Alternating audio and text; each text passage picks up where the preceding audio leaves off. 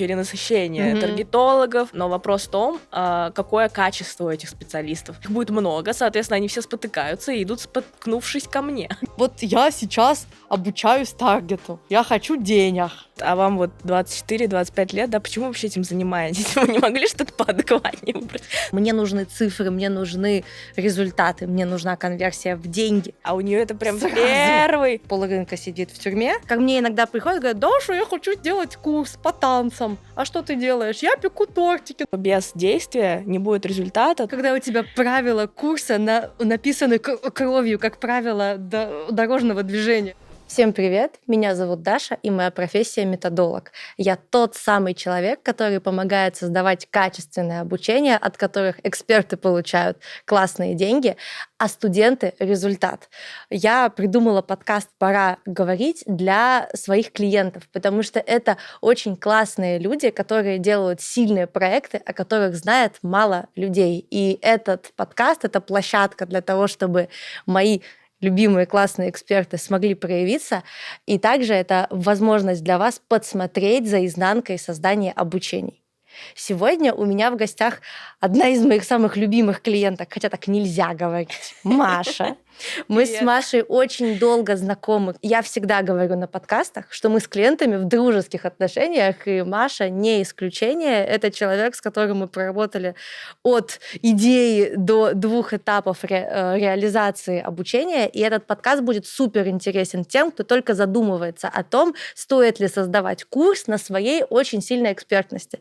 И сейчас я хочу Маше дать слово, рассказать о себе и о своей истории. Всем привет, я маркетолог с опытом более 5 лет. Я работаю в Европе и в СНГ, и в целом у меня было уже очень много проектов из разных ниш. По последним подсчетам это 50-60 плюс проектов.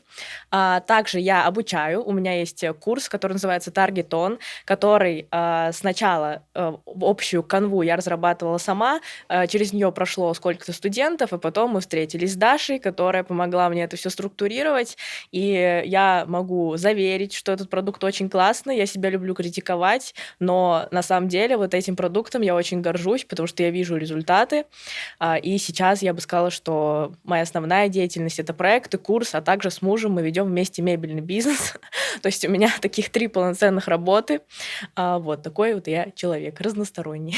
Маша очень классная, мы знакомы и с ее мужем, и с ее собакой.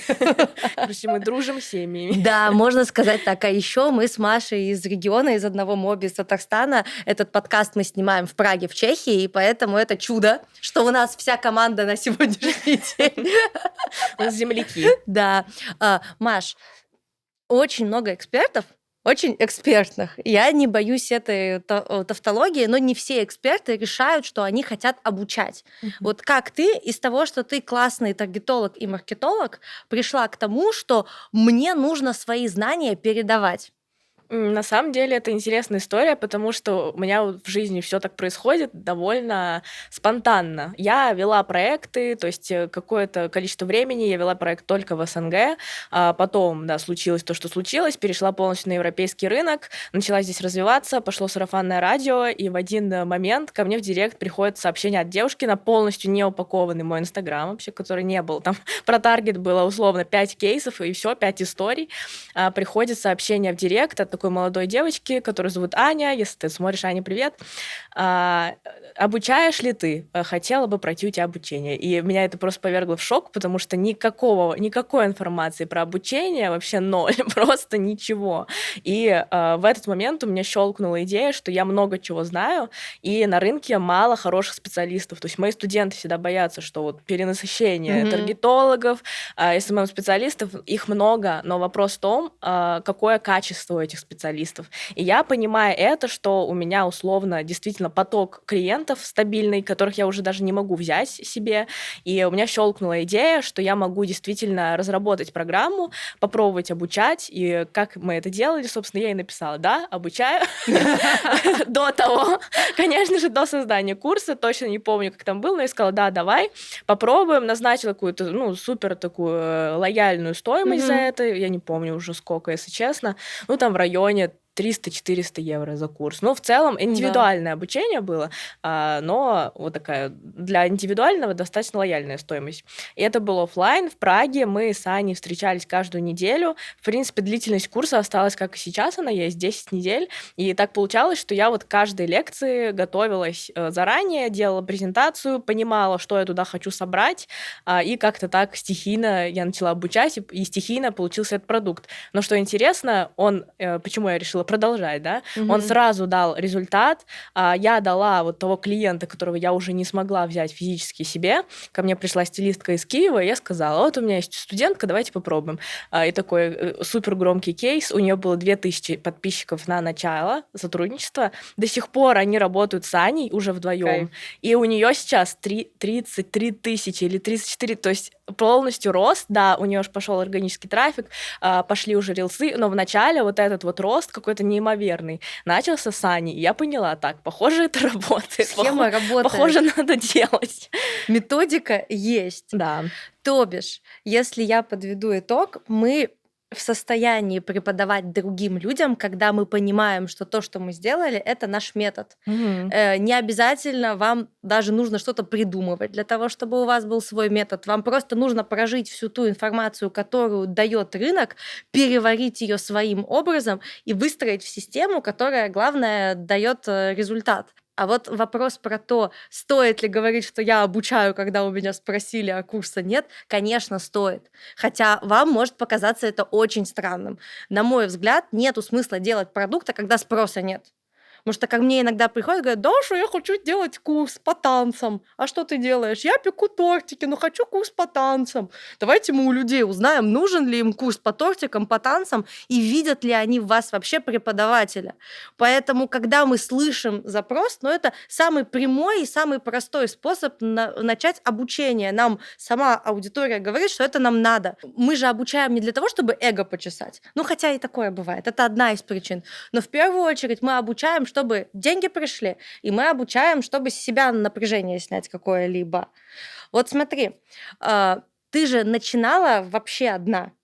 Вот как вот эта история была с того, что ты соло-эксперт, как сейчас модно говорить, придумала все сама, пошла сама, и потом в какой-то миг ты поняла, что тебе кого-то не хватает. Вот как этот путь шел? От я все сама до Даш, пошли, мне это надо. И не только Даш, там же явно были еще люди, с которыми ты работала. В целом, вот создала программу, да, обучила Аню, пошли какие-то тоже органические дальше абсолютно заявки. Обучила 2, 3, 4, 5 человека уже индивидуально и поняла, что так, на это уходит действительно много времени, и я хочу вывести продукт. Вообще изначально была цель сразу вывести его в онлайн, то есть как в онлайн-курс. И как я как раз пришла, да, к тому, что мне нужен специалист, я даже, в принципе, опять же, стихийно не знаю, кто такой методолог, на какой-то из встреч, там, из нетворкингов, опять же, мне дали твой контакт, Маша Яблокова дала. Маша, это любовь, вот. Вы с ней еще увидите подкаст. Да, Маша, увидят. И как раз мне дали этот номер, я как-то, опять же, стихийно написала, вообще не знаю, что будет происходить, потому что я понимала, что мне нужно выстроить методологию так, что я хочу продвигать это уже в онлайн-формате. Но вот мы встретились с Дашей, мы посмотрели на обучение. В целом, опять же, была программа, да, была уже, презентации, выстроена какая-то методология, которую я выстроила сама. Но потом мы с тобой встретились на первую консультацию.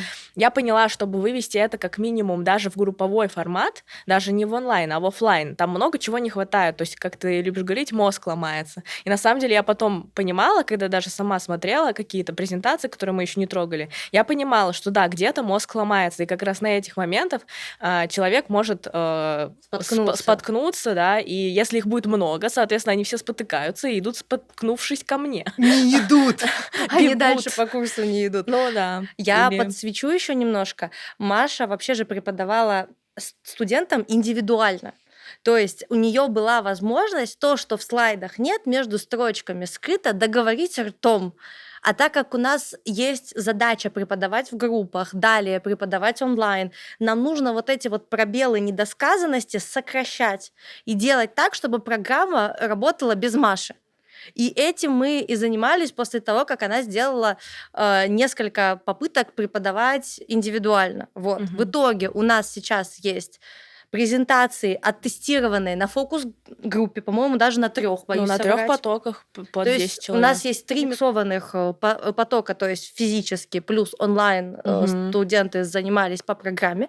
И сейчас у нас программа вышла в онлайн. Да, полностью в онлайн на платформу. То есть сейчас тестируется такой формат, что да, я на созвонах с ними проговариваю вопросы, то есть это всегда есть сопровождение, потому что я не вижу смысла, если честно, просто смотреть обучающие видео, какие бы они классные не были, нужна вот эта поддержка живого человека. Но сейчас тестируем формат, что уроки лежат на платформе, у них есть презентации, у них все круто, все понятно, и как они будут программу воспринимать так. Ну, пока что, кто там одни из первых прошли уже это, вопросов не возникает, потому что это, опять же, оттестировано на оффлайн формате. Я помнила эти вопросы, которые ко мне приходят, и их всех я старалась как бы закрыть, даже если человек полностью онлайн меня смотрит. Но вот, на мой взгляд, тот путь, который мы с тобой прошли в этом продукте, он, возможно, не самый прямой, но самый прямой. Мгм. Потому что мы уже знаем все, что они у нас спросят. Мы знаем, Мгм. где им понятно, где им непонятно. Мы знаем, какие механики они могут делать без нашего присутствия, а для каких механик нужны люди. Потому что преподавание онлайн и оффлайн — это разные вещи. Смотри, я знаю твой опыт как преподавателя и как студента. Ты сама прошла много обучений перед тем, как начать преподавать. И я знаю, что у тебя есть ряд принципов, которых ты придерживаешься. Для меня это очень ценно как для специалиста, потому что мне не хочется делать обучение, которое я так сказала.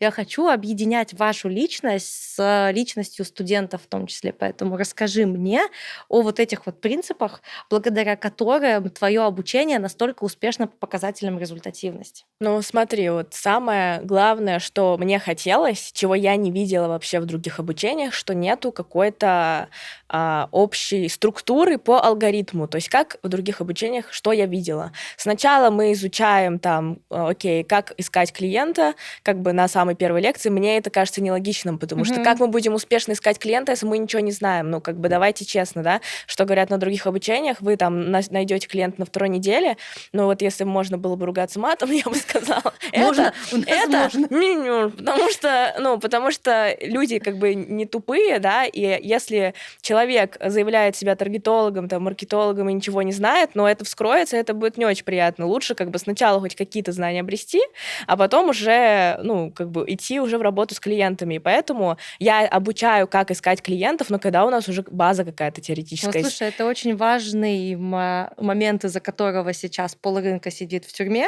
Нереалистичные продуктовые обещания. И виноваты в этих обещаниях, на мой взгляд, потребители. Потому что если мы вам скажем, ты начнешь работать там через 2 или 3 месяца, будешь начинать там с каких-нибудь 100-200 долларов за клиента, и через полгода, возможно, тебе кто-нибудь даст 500, если ты будешь очень много стараться, вы придете на курс? Не придете на курс. Поэтому люди вынуждены вести себя подобным образом. И я очень рада, что я становлюсь частью экологичного инфопредпринимательства, когда мы вам даем реалистичные продуктовые обещания, в которых вы честно понимаете, это долговременная история, мне придется много учиться, много стараться, мне придется жертвовать чем-то. И тогда, возможно, я приду к успеху. Мгм. Это первая история. А вторая касаемо логики продукта. Очень часто эту логику эксперты выстраивают или под себя, или вот как в голову пришло, я так материалы расположу. И это действительно очень большая боль. Сейчас у меня есть проект на аудите, где обучение выстроено от простого к сложному. Ну, это прекрасно, с одной стороны, а с другой стороны, я как клиент, мне пофигу, просто это или сложно, мне какой результат это даст. И очень тонко Маша подметила, что структура продукта должна быть адаптирована под путь ученика. Проще говоря, нам нужно поставить себя на место студента, понять, что он хочет. Вот я сейчас обучаюсь таргету, я хочу денег, с одной стороны, а с другой стороны, я обучаюсь таргету, я понимаю, что деньги будут не сразу, и я хочу понять, на чем я буду зарабатывать. Поэтому вначале у нас 100% есть обзор того, что делает Мгм. таргетолог вообще, чтобы если вдруг это путь не туда, мы остановились в нужном месте. И поэтому строить архитектуру под пошаговую инструкцию, которую проходит ученик, это самое простое и самое верное решение. И здесь я согласна полностью. Давай дальше. Ну, получается, да, вначале я им рассказываю, что они должны делать, я рассказываю, каких клиентов не стоит брать, потому что это действительно информация, которую сразу нужно знать, чтобы там они не набрали себе клиентов, которые даже не то, что какие-то там токсичные, просто есть ниши, которые через таргет не продвигаются. И опять же, на многих курсах об этом просто не говорят, и я не понимаю, почему. Потом у людей выстраивается негативный опыт, потому что они пытаются там продать, не знаю, какой-то корм для редких животных через таргет, да. Но давайте честно, это для широкой аудитории, канал продаж. И даже как я выстроила, то есть студенты, они зачастую не знают даже, что они хотят изучать первым, вторым и третьим. Я выстроила так, вот я беру клиента, что я делаю пошагово. Первое, я ему налаживаю рекламный кабинет, делаю технические настройки, все привожу в порядок. Соответственно, это мы проходим первым. Второе, что я делаю... Стоп, ты им сейчас всю программу рассказываешь, притормози. Ты сейчас ребятам весь курс перескажешь. Да, я люблю Маша все. очень заботливо делает обучение, потому что она знает, что предстоит пройти людям и подкладывает соломку там, где ей ее на предыдущих обучениях не проложили. Из того, что я помню, что мы с тобой обсуждали, это вопрос обратной связи на курсе. Обратная связь, да, потому что, опять же, были курсы, где просто эти видео или там ответы от кураторов, которые в целом не очень-то понимают, что происходит. Во-первых, на моем курсе сейчас кураторы — это мои самые первые студенты, как раз те, которые делают офигенные результаты и выучились, в принципе, это уже 2-2,5 даже 3, по-моему, года назад, я даже не сочетаю сейчас, вот, и есть созвоны со мной, я не знаю, конечно, да, это не назвать бизнесом, то есть инфобизнес я в целом не назвала бы бизнесом, потому что, конечно, это пока что будет крутиться вокруг меня, потому что я считаю своим долгом вот эту обратную связь давать, отвечать на вопросы студентов, потому что это мой опыт, и я людям продаю именно свой опыт. Короче, в целом, наверное, из-за этого я страдаю, потому что экологичные продажи, я не обещаю то, чего не будет в целом, да, я сама в этом принимаю много участия, мы стараемся, мы делаем качественный продукт, но страдаем параллельно этому. Ничего, подожди, сейчас рынок очистится и придет к этапу, когда, вот так можно было. Поэтому мы во флагмане, как, впрочем, и всегда. Смотри, ты очень важную вещь сказала про результат. Из того, что я помню по метрикам, у нас очень хорошая знаешь, вот это вот, как сейчас говорить модно, кейс-рейт. То есть, когда студент не просто прошел курс и даже не просто дошел до конца, а сделал результат. Вот скажи мне и людям вокруг, за счет чего этот эффект достигается, на твой взгляд? Достигается, я бы тут перевела, так сказать, похвалу, да, на студентов, которые приходят и действительно хотят. То есть, наверное, первое — это когда студент действительно уделяет этому время. Это частично, конечно же, их заслуга. Во вторую очередь, я делаю все, чтобы они сделали результат в плане того, что к активным студентам я даю проекты на практику. То есть они это очень любят, но они знают, то, что если они не сделают все домашние задания, не будут это делать вовремя, я проект не дам, потому что, соответственно, это мое имя. У меня предприниматели, да, потенциальные клиенты спрашивают контакты, спрашивают, веду ли я проекты, и я им даю контакты своих учеников. Конечно, я должна быть уверена, но эта практика у меня есть, потому что действительно запросов много, запросы поступают, и очень приятно потом слышать, когда моих студентов хвалят даже наши общие знакомые. Да, мне да, это они к нам супер потом вообще. подходят. Или я когда привожу в пример Машу как кейс, они такие, да, была ученица, знаем. Это прям очень приятно. Я хочу ремарку небольшую сделать касаемо ответственности ученика. Потому что мы в инфобизнесе сейчас почему-то привыкли к тому, что курс обязан нас обучить. Курс вообще ничего не обязан. Он вам обязан предоставить информацию и экосистему, в которой действовать в любом случае вам.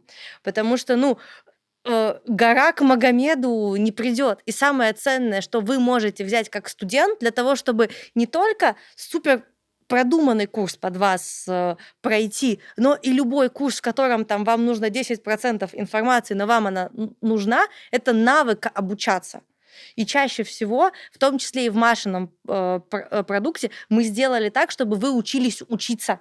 И если продукт этого не делает, это не проблема продукта, это проблема студента, который пришел и навесил слишком высокие ожидания на продукт. Опять же, из-за нереалистичных продуктовых обещаний, в которых мы говорим, да, бля, буду, ты все сделаешь. Да ты будешь самым таргетологом из таргетологов просто за 2 месяца. Ну, опять же, да, не 100% работают. Вот я честно могу сказать, я считаю, это нормально. Не 100% у меня студентов Это начинают факт, работать. конечно. То есть это не сказка, не идеальная картина. Я знаю по именам, по лицам тех, кто не начал работать, и знаю тех, кто начал и сделал это очень круто, кем я очень горжусь. То есть это определенный процент людей, да, он у меня больше. Те, кто начинает работать, те, кто начинает практиковать. И этим я очень горжусь, потому что, ну, постоянно, да, слышим истории, прошел курс, забросил, вообще ничего не понял. Ну, то есть я делаю все, чтобы этого не было. Потому что у меня так было в свое время, когда я просто осталась, вы знаете, в море этой информации, непонятно, что делать. Ну, то есть у нас средний показатель по рынку это около 30% оборачиваемость в кейс. У нас из того, что я знаю, 80+. Ну, 70 плюс, наверное, Ну сейчас уже. То есть это, да, их с побольше. количеством. И это абсолютно нормальные цифры. Курс не обязан делать результат за каждого ученика. Ученик на больше, чем 50% влияет на свой результат на курсе. Я даже не думала, что мы сегодня поднимем тему ответственности ученика на продукте. Это очень приятно. Ну, она, конечно, есть, да. Кроме того, что мы говорим о ответственности ученика, я знаю, что у тебя очень разносторонний опыт у самой в бизнесе. И я знаю, что ты ведешь бизнес вместе с мужем. Это вообще отдельная тема. И бизнес очень твердый, буквально как стол, который сейчас перед нами стоит. И я хочу немножко уйти вот в эту сторону и поговорить с тобой о том опыте в твердом бизнесе и в отношениях с предпринимателями, который позволяет тебе передавать его ученикам и получать результаты в абсолютно разных нишах. Вот.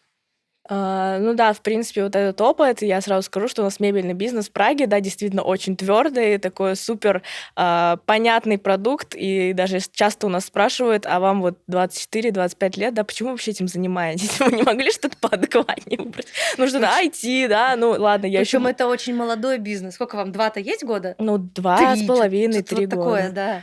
Да, поэтому...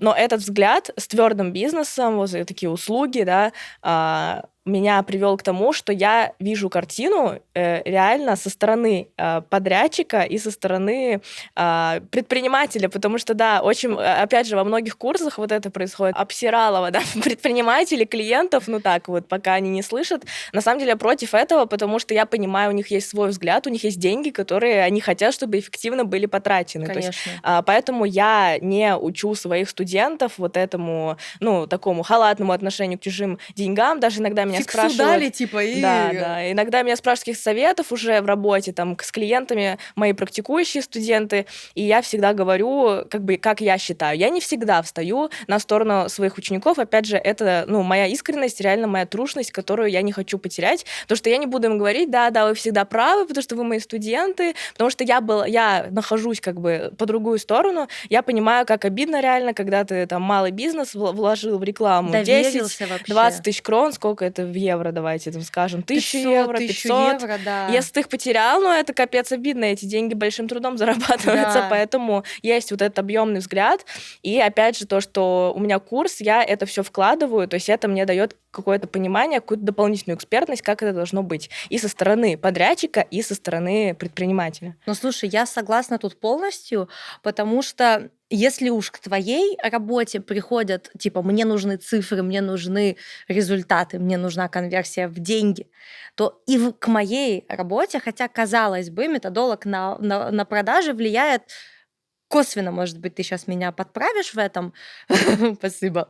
Но изначально людям может казаться, что методолог из-за того, что он не подвязан напрямую к отделу продаж, да, у меня есть маркетинговая компетенция, но она пришла как раз-таки вот с этим вот комплексным предпринимательским путем, в котором я прекрасно понимаю его мозг, потому что он мне скажет: не спасибо за курс, Даша, а прошел месяц работы, Даша, как твоя работа повлияла на мой доход? Даже если он не хочет этого делать, и он все понимает, он пытается себя уговаривать. Я стою на его же месте. Я понимаю, что там есть расходники, я понимаю, что я вложилась, я хочу понимать, как оно вырастет. Даже если я дала этому время прорасти, мне будет дико приятно понимать, что вот эти вложенные 500 евро, да хотя бы вернулись на первоначальных этапах. Поэтому да, это боль, которая есть. Да. Я видела, что ты кивнула на момент, что Да-да-да. методолог на продажи влияет или не влияет? Вот тут Да, мне прям. интересно услышать твою позицию, потому что я очень часто сталкиваюсь с возражением из серии «нам на тебя нужно еще заработать». Мгм. Ну, когда мы начинали работать, ну, вообще у меня есть такое, что я, да, медленно, все медленно иду к результату, и ты в своей работе не только дала вот это понимание методологии курса, ты вот таким послужила толчком, да. Я даже помню, мы разговаривали там, ну, давай старт, наверное, потока сделаем там в марте. Ты говоришь, какой в марте, в январе делаем. И как бы действительно сделала в январе свою первую группу, и она набралась, что меня вообще удивляет. Да, у меня были кейсы уже индивидуальных студентов, но их было мало. И то есть мне очень было удивительно, что да, можно с этим заняться, можно захотеть, и можно сделать такую аномалию, зафиксировать в своей голове, что если что-то делать, но как бы что-то получается определенно. И, конечно, в этом есть твой вклад. То есть, мне кажется, опять же, на финансовую составляющую как бы ты точно влияешь клиентов. Ну. Слышали? Все слышали. Ну не может же быть все так идеально. Мы говорим, у нас студенты, у нас курсы, у нас результаты. Стопудово были истории, о которых не рассказывают в прогревах, не рассказывают в сторис, а просто тихо кричат в переписках и говорят, ну мы это никому не скажем. Давай такую историю нам в студию. Ну, я не буду, конечно, называть имена, да, мы это понимаем. Мы крысино тихие. Да, мы тихие. Да, конечно, был случай очень такой неприятный. Моя студентка, которая очень старалась на обучении, я ей дала проект, была моя знакомая. Нишу тоже говорить на всякий случай не буду, потому что это не суть важно. И начали они работать, значит, договорились о бюджете, и что важно, эта клиентка у меня очень-очень сильно спрашивала про гарантии, но это вопрос такой, очень, на самом деле, red flag, я бы сказала. Теперь я это пометила, потому что, я, конечно, как хороший специалист, могу сделать все для того, чтобы был результат, и мои студенты также, но про гарантии какие-то стопроцентные говорить это просто некорректно. Если Знаешь, кто-то вот говорит, это.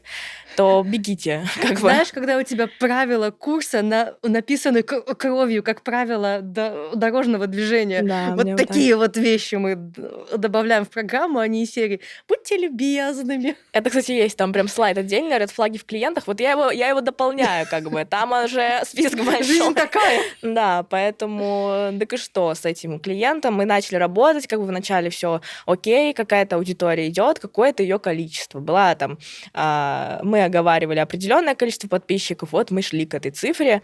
Насколько я помню, дошли.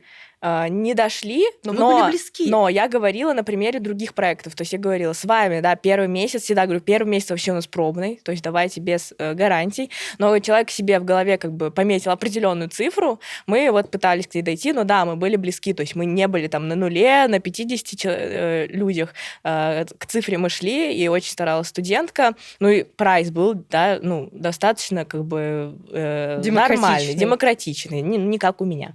Вот, и соответственно, к концу месяца мы понимали, что, ну, наверное, человек не получил того, что ожидал. Как бы, да, наше решение совместно со студенткой было, что сделаем скидку за сотрудничество и как бы расстанемся. Но, конечно, да, там такая история получилась неприятная, потому что даже с учетом, что мы как бы пошли навстречу изначально, со студенткой обсудили, все, решили, чтобы не было конфликтов, сделать эту скидку достаточно большую, но человек начал требовать как бы возврат там полной суммы, чуть ли не полного бюджета. До бюджета не дошло, но полной суммы, учитывая, что там были проведены подготовительные мероприятия, анализ целевой аудитории, делались макеты, делались их много достаточно. И на самом деле, да, эта история такая была для меня в том числе сложная, потому что я это близко к сердцу принимаю, потому что я видела, как студентка старалась, это был ее первый проект. У меня таких случаев просто не было, ну, там, до какого-то года, да, работы в этой сфере, а у нее это прям первый. И это было ужасно. Я чувствовала свою ответственность за то, что я как бы сразу это не распознала. Ну, конечно, я пыталась себя как-то убедить в том, что, ну, наверное, я не могу все сразу увидеть, да, но я перед ней там не извинялась, конечно, но много раз и говорила, как бы ничего страшного, вот, но в итоге там еще какую-то сумму я вернула уже из своих денег, потому что, да, я считала, честно, вообще неадекватным студентке как бы возвращать эти деньги, быть в минусе на этом проекте, потому что она реально старалась, я видела то, что вот всегда видно, когда человек старается, и это было такое, я не знаю, как мать, вот просто действительно с студентами, действительно, что, хотя она не была там какой-то студенткой, она была даже старше меня, но мне вот чисто было вообще неприятно за то, что произошло, потому что все-таки, ну, а клиент пришел от меня. Вот такая вот история. Я как бы боялась о ней еще долго рассказывать, потому что у нас такое неприятное получилось. Финал неприятный, но все, думаю, в прошлом. Как бы я надеюсь, что этот человек не в обиде на нас, потому что я долго пыталась это решить как бы полюбовно. У тебя еще стопудово был психолог, с которым вы это проговаривали. Она вам в минус ушла. Да, был. Был, признаюсь, честно, был. Ну, как бы все окей, все прошло, и эта студентка сейчас, слава богу, нормально работает с хорошими проектами, то есть все получается. Знаешь, я хочу, наверное, сюда одну мысль вставить. Когда мы нанимаем сотрудника на проект, мы ожидаем, что он за нас проведет тест гипотез и сам нас к результату приведет по факту. То есть из серии у меня не было клиентов, я приду к таргетологу, ну, она там все сделает, оно вот все сразу как в Хогвартсе произойдет.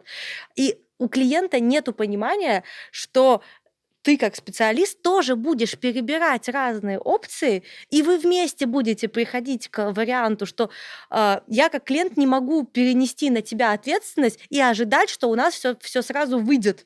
Конечно, потому что на все требуется время, как в обучениях, так и в работе с клиентами. Вот это еще, наверное, важный инсайт, что время, нужно время на то, чтобы был результат. Если бы все было так просто, все бы сидели миллионерами, сейчас деньгами бы бросались там, и вот пачки долларов были бы уже на столе, поэтому... На все нужно время, я прямо вот... Трудом. Да, труд и время. Мы подходим к концу. Я благодарю тебя за то, что ты была одной из первых и доверилась мне и пришла сюда. Я хочу, чтобы не осталось недосказанности в этом подкасте, и чтобы ты донесла ту ценность, которую тебе хотелось. И вот есть ли какая-то мысль одна, с которой ты хочешь, чтобы люди, посмотревшие это, ушли отсюда? Вот сейчас то самое время ее дать. Как раз мы разговаривали о том много, что важна самоотдача студентов, да, и я хочу сказать, наверное, во всех сферах, что важно понять, что без действия не будет результата, то есть там ваши действия, возможно, прийти к Даше на консультацию по методологии, выстроить свой курс, выстроить методологию своего обучения. У кого-то, там, у меня на обучение, сделать первые шаги, сделать классно ДЗ, чтобы я дала рекомендацию своим потенциальным клиентам, что с вами начали работать, и по сарафанному радио у вас так пошло действие. В случае предпринимателя, да, находить первых клиентов, активно участвовать в нетворкингах и так далее. То есть всегда важен вот этот спусковой крючок, первое действие, которое приведет к результату, и оно всегда есть. Оно чаще всего очень простое. Написать кому-то, позвонить кому-то, назначить консультацию, да, это не всегда какой-то огромный пласт действий. Да, там, я решила делать курс, потом мне надо было его снимать, потом мне надо было править его и так далее. Был вот этот спусковой крючок, даже назначить встречу с Дашей или создать там вот эту первую программу, когда мне девочка написала, конечно, я могла сказать, нет, не обучаю, у меня ничего нет. Ну, как бы это было спусковым крючком, когда я сказала да, и с этого все уже пошло вот это огромный снежный ком. Я обожаю свое дело, обожаю обучать. Это, наверное, моя первая из всех 3 моих вот этих профессий, сфер деятельности, моя самая любимая, моя самая первая, что меня вдохновляет, что я, наверное, единственная из всех своих деятельностей могла делать реально бесплатно, но не буду. Не делайте бесплатно. Потому что это действительно большой труд, всегда об этом говорю, но очень-очень люблю. Короче, делайте свои действия, которые, скорее всего, простые. Первые. Сделайте первый шаг. Какой у нас милый посыл. Я хочу сделать шаг. Я благодарю тебя за то, что ты мне доверилась. Такие ромашки. Да, ромашки. Полевые цветочки. Да, спасибо, я знала, Даша, что большое. понравится. Как я могла не довериться? Я сразу написала, что очень хотела давно подкаст, хотела себя попробовать в разговорном жанре. Это прекрасно. Спасибо. И я не могла оставить без подарка вас. Это уже традиция наших подкастов, но я в первый раз говорю об этом в видео. Мы с экспертами, которых я очень люблю, я их уговариваю на то, чтобы мы делали совместный мастер-майнд с победителем нашего конкурса. Мы выложим пост с тем, что подкаст родился и уже лежит на Ютубе, и вам нужно под этим постом написать комментарий с вашим инсайтом о подкасте, а также подписаться на обоих из нас. В Инстаграме. Да, в Инстаграме. И через неделю После выхода видео мы с Машей прочитаем комментарии. Я не хочу это делать рандомно, я хочу делать тем, кому надо. Мы с Машей вместе выберем победителя и оффлайн в Праге или онлайн по созвону проведем совместную консультацию, где я подсвечу стратегические моменты в вашем продукте, дам ему второе дыхание, а Маша поможет его продвинуть. По-моему, это огонь, мастер-майнд, вообще Ну да, это такая бурная смесь получится. Да. Консультация будет длиться до 2 часов, и у вас, у каждого есть шанс стать ее частью. Ну, спасибо, пока. Ну что, пошли нахуй. Я улыбаюсь очень сильно, потому что это последний дубль. Мы с вами прощаемся. Я в первый раз в своей жизни скажу вам: подписывайтесь, ставьте лайки и ждите следующих подкастов. Пока-пока.